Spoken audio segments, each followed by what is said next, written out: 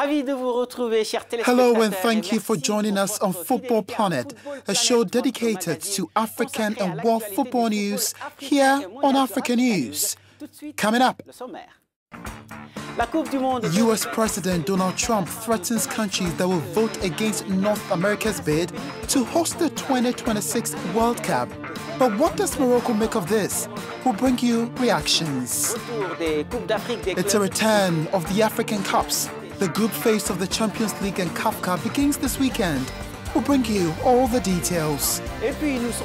Also, we speak with Abiyao Louis, coach of the Ivorian League One club. He speaks about the ambitions of his team in the CAF Cup for its very first participation. Details of these and many more shortly. Please stay with me.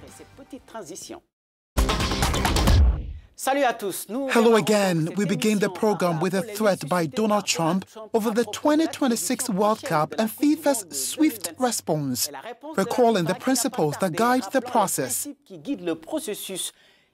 the question is, what if the tweet by Trump was godsend? Jean-David Mihamble and Ni Akofi have the answers. To the White House, great job. For someone who has shown very little appetite for football, US President Donald Trump has got many wondering what he's up to. Trump, who is well known for his Twitter rage, appears to have shifted his focus from the media and politicians to the World Football Governing Body, FIFA.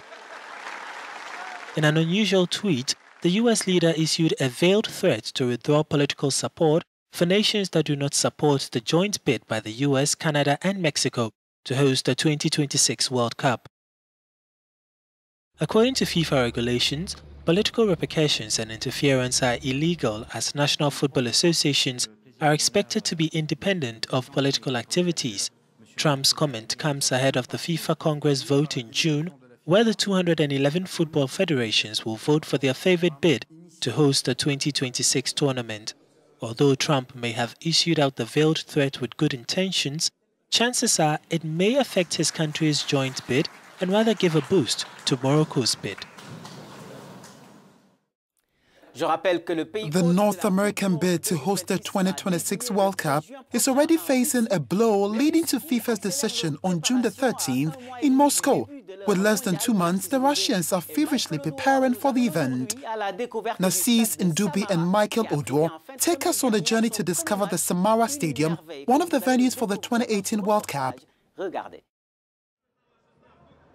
The Russian city of Samara tested out the pitch as its newly built arena for the first time on Saturday ahead of the Summer FIFA World Cup tournament. The venue in Saransk is the largest that is built for the tournament with a capacity of 45,000. I'm speechless. Gratitude to all the volunteers, the construction workers. We are overwhelmed and even shivering, and we are very joyful to have lived to see this arena. Two Russian teams, FC Krylia Sovetov and FC Fakel Voronezh, went head-to-head with the former team coming from behind to claim a 2-1 victory. It is unusual to play on such a stadium and unfamiliar. We played, like it's the first time, like an away game, because we usually encounter such stadiums abroad. But now we Russians will have such stadiums. When I used to travel for Champions League or the national team, this was usual for me, but not so for our boys. Samara Arena will host 6 matches, the group stages of which are Costa Rica vs Serbia on June 17, Denmark Australia on June 21st, Uruguay Russia on June 25th, and Senegal Colombia on June 28th. And in addition to this World Cup, Africanews offers an exciting program lineup from May the 14th. We will begin profiling the African teams for the Russian 2018 World Cup. And now it's time for the verdict in several continental championships. In South Africa, the Mamelodi Sundowns were crowned champions this weekend. It is the 8th title of the African Champions 2016. Away from ASEC Mimosas, which was crowned champions of Ivory Coast last week, Just 4 days before the end of the championship, it was a very complicated season, much to the surprise of the previous team, Williamsville. The Ajami-based team failed to confirm their excellent first season in the elite. Let's speak to Coach Abi Yao Louise.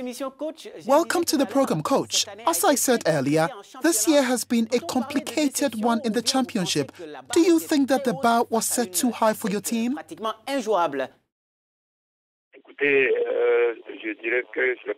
Listen, I would say it's not a disappointment. It is true ASEC is our predecessor. We are a small club which is only 2 years old. Last year, we made a sensation, and this year we made the connection between the championship and the cup. But in the league, it did not work too well. It must be said that ASEC is above the other clubs. In any case, ASEC has earned its current place, that is to say, to be champions of Côte d'Ivoire. Speaking of Africa and your qualification for the CAF Cup, can we talk about your fate after your elimination from the Champions League? Listen, you know that I was talking about learning a little while ago. And a small club that suddenly competes in the Champions League and being in the Champions League group stage, it can be said that it's not a small matter. We played and considered a heavy scoreline in Morocco, but it did not discourage us.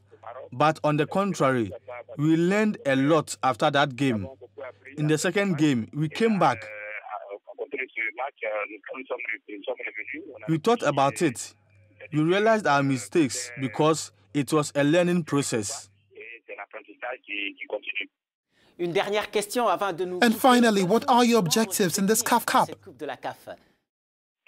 Our goal was to be in the group phase, and indeed, we are in the group phase because we are not just participating just to have a feel of the competition. Being runners-up to ASEC last year, we are not coming to add up to the numbers, especially in the championships. When we were eliminated, we said this is an opportunity for us to be in the group phase, and now the results are there. We are in the group phase. That's the first objective. The second objective is Ivory Coast needs 4 slots in order to position itself in club competitions on the continent, to maintain the 4 slots we have in Africa. That is why we fought hard to remain unbeaten until the group stages. Thank you very much, Coach.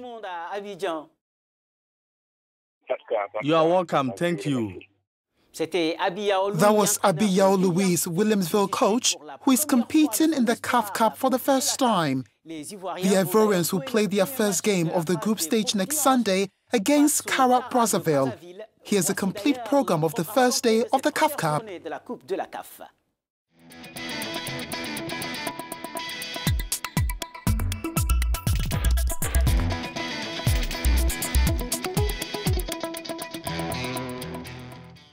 The CAF Champions League also returns this week. The matches will be played next Friday and Saturday with an exciting program to launch the group phase.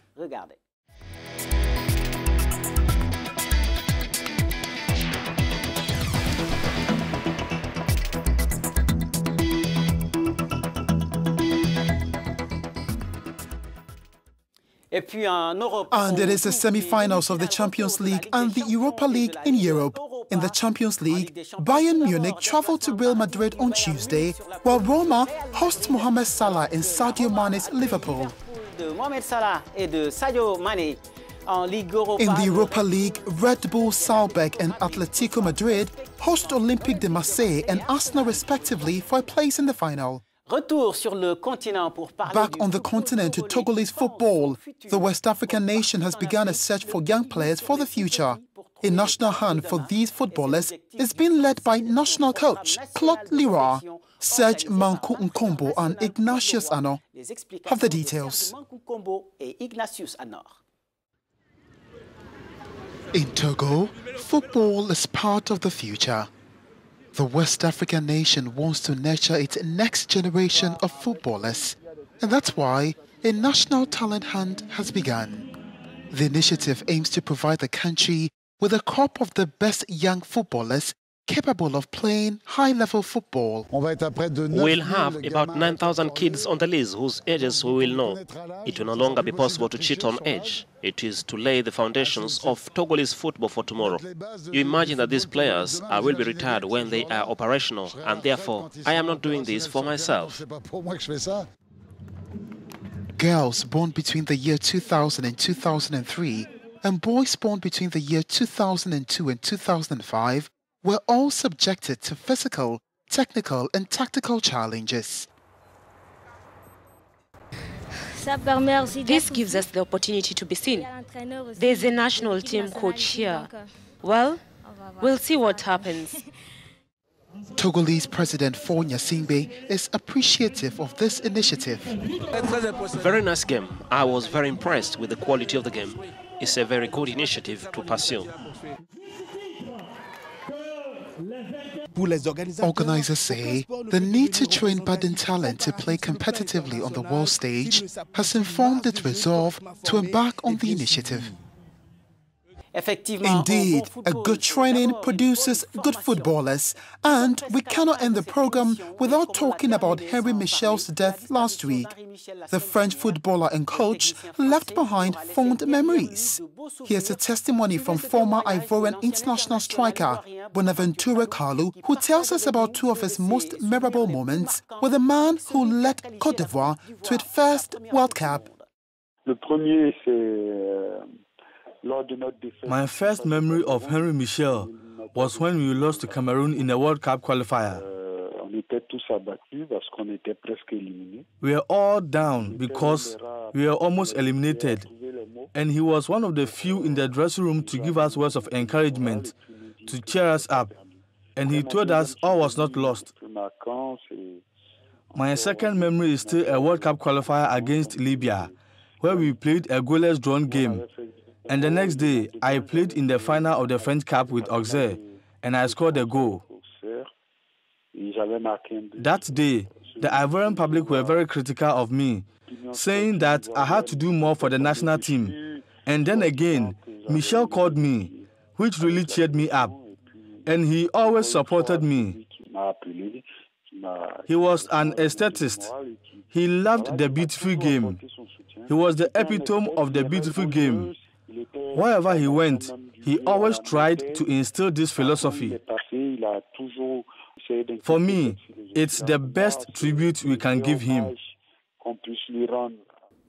Bonaventure Carlo is a former Ivorian international striker in that interview with Ruth Lago. And that's how we end the program, which can be found on our website at Africanews.com. Your reactions are always welcome via the addresses currently displayed on your screen. Football Planet returns same time next week. Goodbye.